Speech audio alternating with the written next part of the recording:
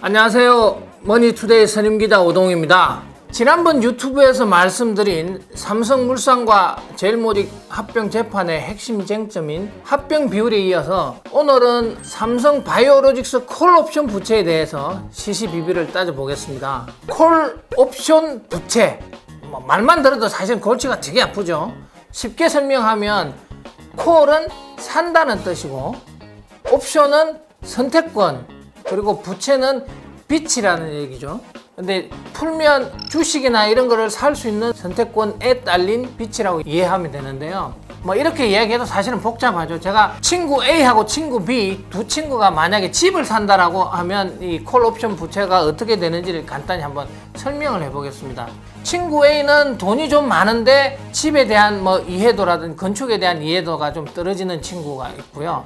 친구 B는 돈은 좀 적지만 인테리어나 이런 것도 잘하고 건축에 대한 이해도가 높은 친구라고 칩시다. 근데 A가 극단적으로 이야기해서 100평에 100원짜리인 집을 꼭 사고 싶은데 자기 자본을 탈탈 다 끌고 모아보니까 85원밖에 없어요. 그리고 이제 이 집을 더 잘 꾸미려고 하니까 기술이 있는 좀 친구가 필요해서 자기 주변 친구 중에 B라는 친구를 보니까 그 친구가 해서 B한테 야, 내가 여기 85원 투자할 테니 당신은 15원만 투자해라. 그러면 이 100원짜리 집을 사서 우리가 나중에 한 2년 후에 잘 팔든지 하자, 뭐 이렇게 이야기를 하면 B 입장에서는 내가 뭐 50%를 가지는 것도 아니고 15% 정도밖에 가지고 있지 않는데다가 나는 기술이 있는데 내가 굳이 저 친구하고 같이 이 집을 한 채를 사서 내가 굳이 인테리어 막 내가 가서 하고 뭐 이렇게 할 필요가 있을까? 라고 이제 생각을 하겠죠. 그러면 A는 꼭 이 친구가 필요한데 15원도 필요하지만 이 친구의 인테리어 기술도 필요하니까 이 친구한테 이제 선택권을 주는 거죠. 만약에 2년 후에 이제 집값이 올라가면 현대 전체 지분 중에 50%를 네가 살 수 있는 권리를 내가 줄게. 그리고 네가 15원 투자하면 어떻겠니? 그렇게 하면 B 입장에서 그게 상당히 매력적이지 않겠습니까? 자기 인테리어 기술을 제공한다 하더라도 투자했던 초기 비용으로 오른 집의 지분의 50%를 가지니까요. 그게 콜 옵션이라는 겁니다. 살 수 있는 권리를 50%를 준다라는 건데 B라는 친구는 이제 15원을 이제 투자를 했는데 한 1년 후가 지나니까 원래 100원이었던 집값이 1000원으로 올랐단 말입니다. 그러면 이 B라는 친구는 100원에서 1000원 됐으니까 이제 집 전체에 이익이 900원이 생긴 거죠. 그 900원이 생긴 것 중에서 자기가 현재는 15%가 가지고 있지만 1년 후에 50%를 살 수 있는 권리가 있으니까 내가 권리를 행사해볼까? 라고 생각을 하게 되면 A의 입장에서는 자기가 전체 집의 지분 85%가량을 가지고 있다가 이 친구가 나중에 옵션을 행사하면 내가 이 친구한테 자기가 가진 50% 외에 나머지 35%를 줘야 되니까 자기 장부에다 이렇게 기재를 하겠죠. 원래 100원에 샀던 집이 1000원으로 올라서 이익이 900원이 생겼는데 그 900원 이익이 전체가 내게 아니고 그 900원 중에 이 친구한테는 한 450원 정도를 내가 줘야 되니 그거는 나중에 이 친구한테 줘야 될 부채다 라고 이렇게 기재를 하게 되는 거죠. 그게 이제 콜 옵션 행사에 따른 부채가 되는 거고요. 그게 콜 옵션 부채가 되는 겁니다. 내가 100원에 집을 사서 1000원이 돼서 그 중에 나의 것은 850원, 친구의 것은 150원인데 나의 것 850원 중에 친구가 향후 가지고 갈 것으로 예상되는 350원 정도는 이 친구의 몫으로 남겨둬서 그 콜옵션 행사에 따른 내가 줘야 될 부채를 콜옵션 부채라고 하는 겁니다. 이걸 처음에 이야기했던 원점으로 돌아가면 지금 삼성바이오로직스하고 미국의 바이오젠이 2012년도에 바이오 연구 기업인 바이오에피스를 설립할 때 이 두 친구와 마찬가지로 삼성바이오로직스는 85%를 투자를 하고 바이오젠은 15%를 투자를 하되 바이오젠이 삼성바이오로직스의 바이오 경험이 전혀 없는 데 대해서 내가 굳이 니들하고 같이 할 필요 있어? 니들하고 하면 손해 아니야? 라고 생각할 때 삼성이 나중에 잘 되면 내가 더 지분을 살 수 있도록 50 마이너스 한 주를 살 수 있는 옵션을 줄게 라고 해서 준 게 이제 삼성바이오로직스의 콜옵션입니다. 장사가 잘 되면 콜옵션을 행사하면 되고 장사가 안 되면 콜옵션을 굳이 행사 안 해도 되니까요. 원래 이제 당초 초기 시작할 때 2012년도 당시에 에피스 한 주당 한 5만원 정도 했는데요. 그 5만원에 50 마이너스 한 주를 살 수 있는 권리를 삼성바이오로직스가 바이오젠한테 준 겁니다. 그리고 2015년도에 옵션 행사 가능성이 생겼을 때 그 당시에 이제 기업 가치를 다시 재평가를 한 거죠. 이게 옵션을 행사를 하면 나중에 이제 바이오젠에 줘야 될 돈이라든지 이런 걸 계산을 해야 되니까 그때가 이제 주당 가격이 한 25만 원 정도 됐다고 그래요. 그래서 처음에 샀을 때보다는 상당히 5배 이상 오른 거죠.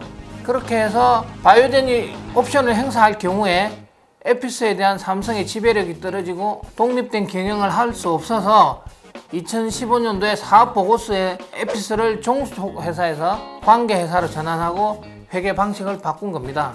그렇게 하니까 원래 이제 2012년도에 3,300억으로 만들었던 회사가 2015년도 계산할 때 5조 2천억 정도 됐었고 5조 2천억 정도 된 회사의 투자 이익이 4조 5천억 정도가 발생을 한 게 된 거죠.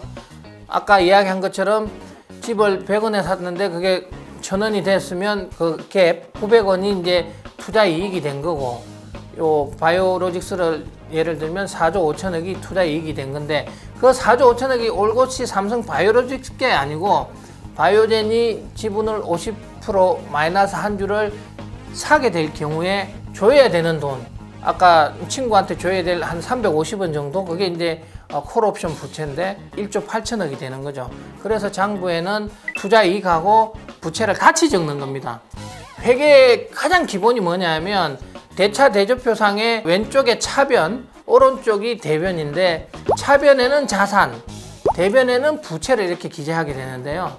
그래서 바이오로직스는 바이오에피스로부터 얻은 4조 5,436억 원을 투자 이익으로 차변에 기재를 하고 대변에는 콜옵션 부채 1조 8천억을 기재하게 된 겁니다. 근데 이제 검찰은 이걸 어떻게 생각하냐면 콜옵션 부채 1조 8천억을 2012년 2월 달에 바이오에피스를 설립할 때 그때 콜옵션 부채를 이미 넣었어야 되는데 그걸 숨겼다. 바이오로직스가 콜옵션 부실을 숨겼다라고 주장을 하는 거고, 그 이후에 검찰은 이제 부실을 숨긴 콜옵션 부채 때문에 바이오로직스가 자본 잠식에 빠질 것 같으니 바이오젠의 투자 이익을 4조 5천억을 과다 계상했다. 이렇게 주장을 하는 겁니다. 근데 콜옵션 부채가 생기고 그 다음에 투자 이익이 생기는 게 아니고 투자 이익이 발생한 것 중에서 향후 콜옵션을 행사하면 콜옵션을 행사하는 당사자에게 줘야 될 콜옵션 부채가 그 안에 포함되는 거기 때문에 이거는 동시에 생기는 거지 검찰 주장처럼 부채가 생기고 그 다음에 투자 이익이 생기는 건 아닙니다. 그래서 검찰의 주장하고 상당히 차이가 있고요.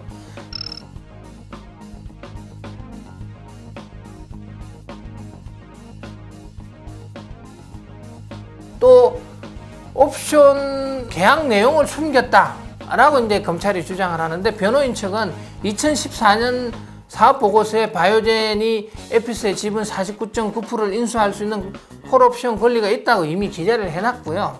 또 2015년도 사업보고서에는 이제 콜옵션 행사 가능성이 높아졌으니까 이제 삼성 바이오 에피스에 대한 평가 기준을 종속회사에서 지분법 회사로 전환을 해서 이제 시가로 평가하게 된 겁니다. 검찰은 공시 과정에서도 상세한 내용을 공시하지 않았다. 그래서 이제 허위 공시이고 이게 부정회계다. 뭐 이렇게 주장을 하는데, 사실은 뭐 공시 내용이 상세하지 않은 것 같은 경우는 허위 공시라기보다는 불성실 공시로 보면 되고요. 불성실 공시는 거래소에서 뭐 주의 경고 정도 줄 수 있는 수준입니다. 이거를 형사법적으로 이렇게 처벌하는 수준은 아니고요. 삼성 바이오로직스가 삼성 바이오에피스를 연결 기준인 종속회사에서 지분법 평가 기준 기업인 관계기업으로 전환한 거는 삼성 바이오로직스만 그런 게 아니고 2011년도에 우리나라의 회계 기준이 갭 기준에서 IFRS로 국제 회계 기준으로 이게 바뀌었습니다. 그렇게 바뀌면서 현대자동차도 기아자동차의 지분을 한 34% 정도 가지고 있었는데 이게 종속기업이 아니라 관계기업으로 판단해서 연결 대상에서 제외를 했고, 그 제외하는 과정에서 6,500억 정도의 처분 이익을 계상한 적이 있습니다. 지금 IFRS 같은 경우는 기업의 회계 자율권을 주는 형태의 회계 기준으로서 과거에는 옵션을 실제 행사했을 때, US 갭 같은 경우는 옵션을 실제 행사했을 때 회계 장부에다 반영하던 것에 비해서 IFRS는 옵션의 행사 가능성이 있을 때 미리 반영을 하는 그런 형태고, 이걸 실제로 반영하지 않으면 오히려 그게 더 분식회계의 소지가 있습니다. 그래서 기업의 회계의 자율권을 준 IFRS 기준에 따라서 회계한 것을 분식회계로 몰아가는 일은 없어야 할 것으로 보입니다. 감사합니다.